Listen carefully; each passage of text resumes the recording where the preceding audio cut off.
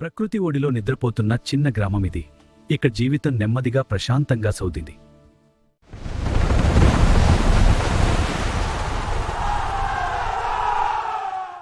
ఒకరోజు కొండపై నుంచి జారిన భారీ రాళ్లు గ్రామానికి వచ్చే ఏకైక రహదారిని మూసేశాయి.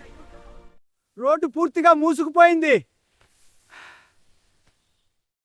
ఎలా అయితే పిల్లలు స్కూల్కి ఎలా వెళ్తారు? జబ్బు పడితే హాస్పిటల్కి ఎలా తీసుకెళ్తాం? పంట చేతిలో ఉంది, కానీ దాన్ని అమ్మేదారీ లేదు. మా గ్రామం మొత్తం నిరాశలో మునిగిపోయింది. అడవి వైపు నుంచి భూమిని కంపింపజేస్తూ ఒక భారీ ఆకుపచ్చ ఆకారం నడుచుకుంటూ వచ్చింది. అది ఎవరు?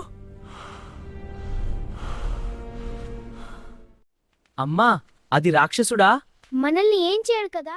ఆ భారీ శరీరం వెనుక మంచి మనసు దాగి ఉంది. హల్క్ చెడ్డవాడు కాదు. హల్క్ సహాయం చేయడానికి వచ్చాడు. మా రహదారి మూసుకుపోయింది, మాకింకెవరూ దారి చూపడం లేదు. సమస్య చూపించు. హల్క్ తన శక్తిని చూపించాడు. చివరి రాయి కూడా పక్కకు పడింది. రహదారి మళ్లీ ఊపిరి పీల్చుకుంది.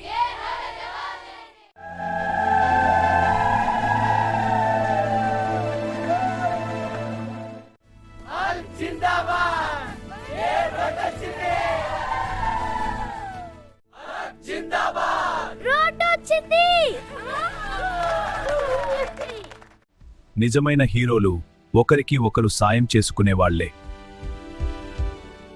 ప్రశంసలు ఆశించకుండా ఈ గ్రామం ఈ హీరోని ఎప్పటికీ మర్చిపోదు. శక్తి గొప్పదే, కానీ ఆ శక్తి మంచి కోసం వాడితేనే నిజమైన హీరో అవుతాడు.